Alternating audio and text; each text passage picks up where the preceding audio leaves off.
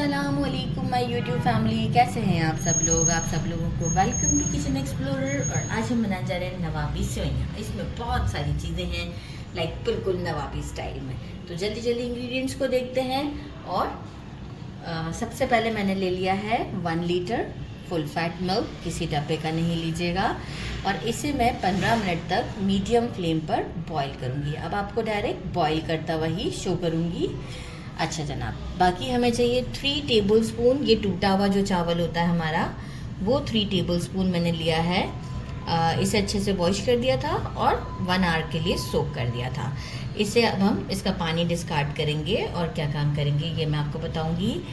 केवड़ा essence हमें चाहिए होगा 2 to 3 drop, 3 tablespoon vanilla custard powder, 2 tablespoon घी चाहिए हमें।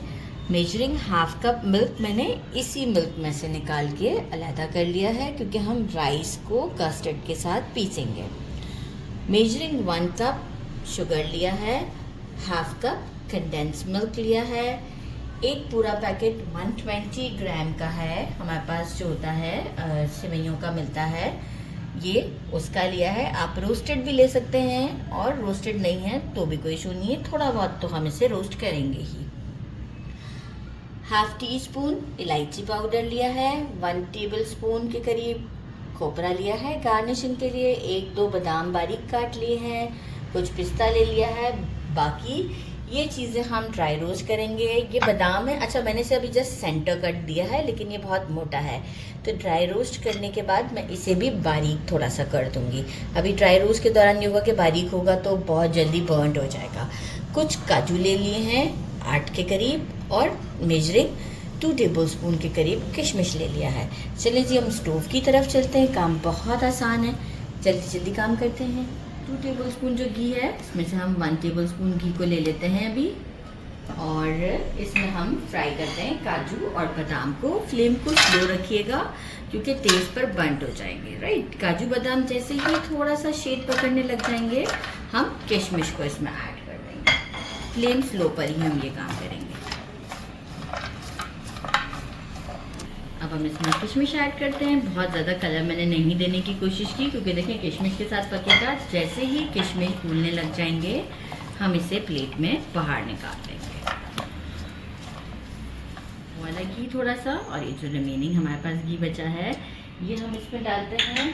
और इसमें हम सेवइयों को वही स्लो फ्लेम पर तकरीबन 3 से 4 मिनट तक के लिए ड्राई रोस्ट करते हैं। सेवइयों को मैंने थोड़ा सा तोड़ लिया था, ताकि मुझे पैन में इसे चलाने में आसानी हो। और पैन हमेशा से वाइड यूज़ करें जब आप सेवइयों को बना रहे हो, ताकि बाहर ना निकले और गिरे ना ड्राई रोस्ट करते वक्त।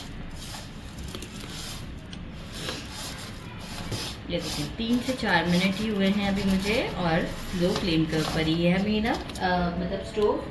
अच्छा, यहाँ अब मैं क्या करूँगी कि 1 कप शुगर ऐड करती हूँ और 1 कप ही पानी। फ्लेम स्लो ही रहेगा। राइट, 1 कप ही मैं इसमें पानी ऐड कर देती हूँ। पानी ऐड करके अब हम इसे चला लेते हैं। फ्लेम स्लो है हमारा, और स्लो ही रहेगा। और मीनवाइल हमारा दूध भी गर्म हो रहा है। 1-2 अच्छे से बॉयल आ चुके हैं। यहाँ अब मैं शुगर के पूरा मेल्ट होने का वेट करती हूँ स्लो फ्लेम पर ही। इसके बाद हम इसे दम पर रख देंगे। इलायची पाउडर और जो ड्राई फ्रूट्स हैं वो हम बिल्कुल दम के बाद मिक्स करेंगे। शुगर देखिए मेल्ट हो गया, लेकिन अभी पानी नहीं ड्राई किया मैंने। फ्लेम स्लो ही है, और हम इस पर लिड लगा देते हैं और इसे तकरीबन 5 से 7 मिनट तक के लिए इसे पकने देते हैं। मीनवाइल हम राइस को और बाकी की चीज़ों को पीस लिया है एक मैंने मिक्सी का, उसमें राइस ऐड करते हैं। राइस का पानी सारा निकाल दिया है मैंने। थोड़ा सा अगर होगा तो 1 टेबलस्पून के करीब होगा, इससे ज़्यादा नहीं होगा। साथ में हम इसमें मिल्क ऐड कर देते हैं।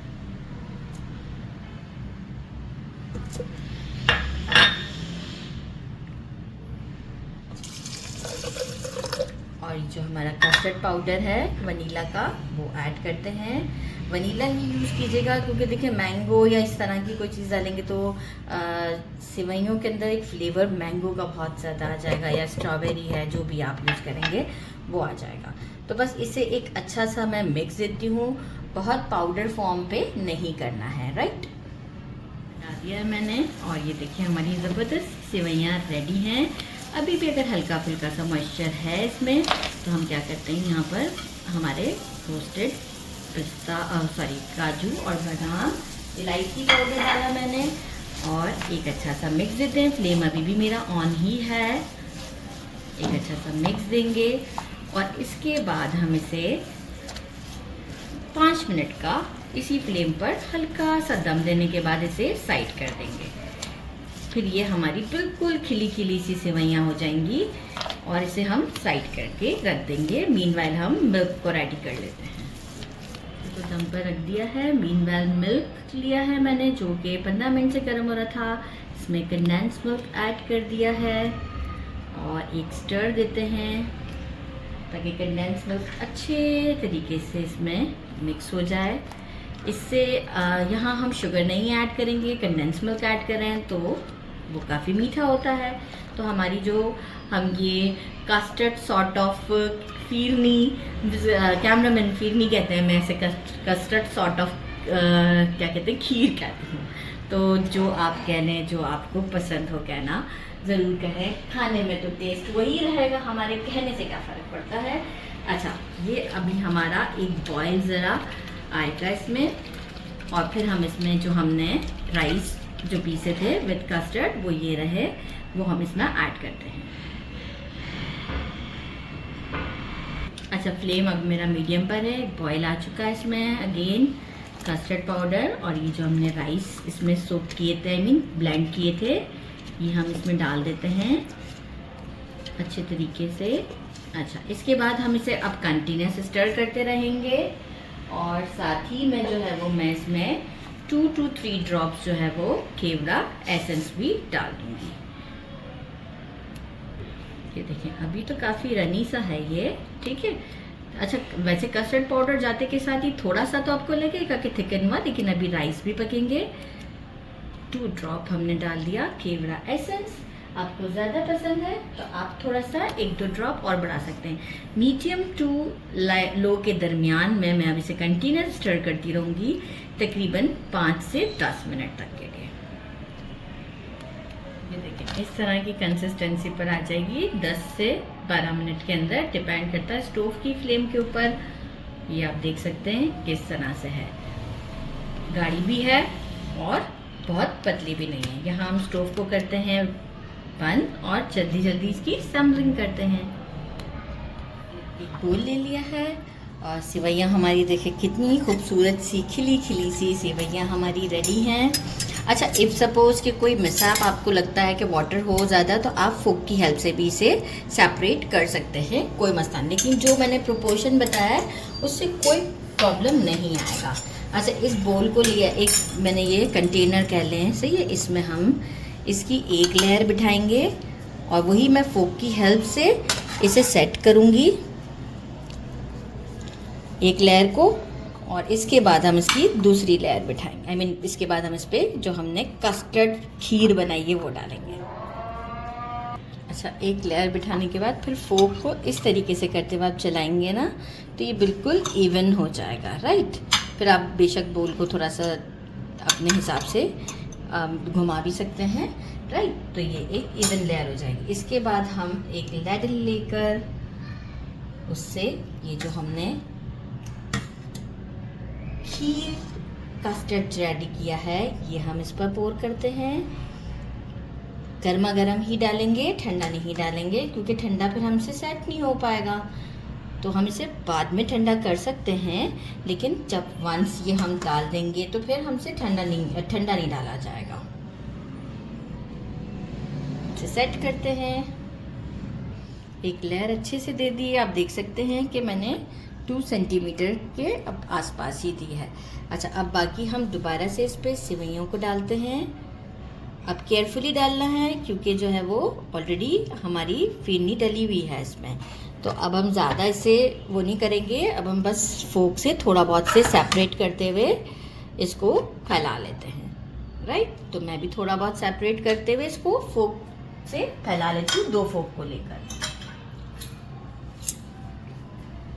इस तरीके से करते हुए मैं इसे फैला लूँगी। ये देखिए, इसे मैंने सेट कर दिया है और अब ये अच्छे तरीके से सेट है। ज़्यादा प्रेस नहीं कर रही मैं, जैसे मैं उसके साथ कर रही थी फर्स्ट लेयर के साथ, ऐसे नहीं प्रेस करेंगे, राइट। क्योंकि आप यहाँ से देख भी सकते होंगे कि सेपरेट है अभी भी हमारी खीर की लेयर। अच्छा, अब हम दोबारा से इसके ऊपर पोर करते हैं, इसी तरीके से लेयरिंग करेंगे और ये सब इसके ऊपर डाल देते हैं और अगेन इसे इक्वल कर देंगे। इसके बाद हम इसे रूम टेम्परेचर पर ठंडा होने देंगे, गार्निश करेंगे ज़बरदस्त सा, जो करती हूँ सारा डालकर।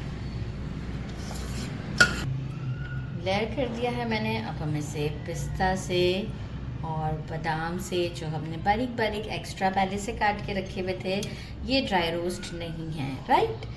ड्राई रोस्ट जो किए थे वो हमने सब सेवइयों में डाल दिए हैं।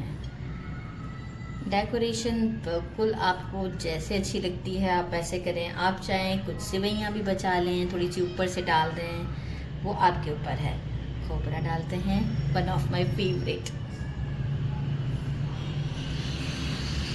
और इसे अभी हम रूम टेम्परेचर पर ठंडा करते हैं। इसके बाद मैं इसे रख दूंगी फ्रिज में फॉर 1 आवर, ताकि अच्छे से सेट हो जाएगी।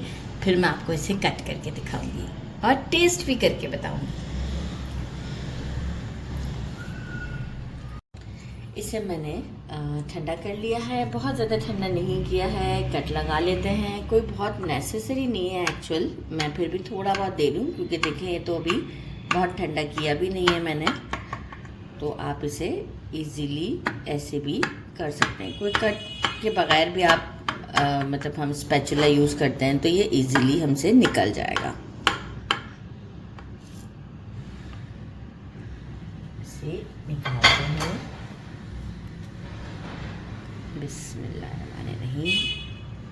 एक को निकालने के चक्कर में दूसरा तो थोड़ा सा तो गड़बड़ होगा।